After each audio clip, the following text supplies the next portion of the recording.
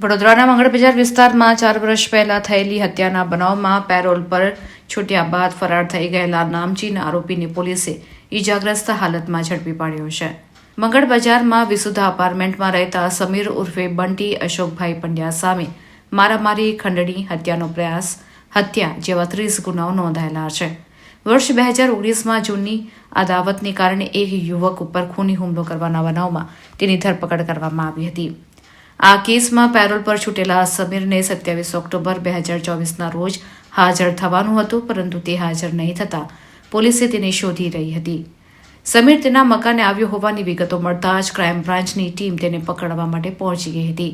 જે દરમિયાન તે પહેલા માળેથી કૂદીને ભાગવા જતા પગમાં ઈજા પહોંચી હતી અને ભાગી શક્યો ન હતો.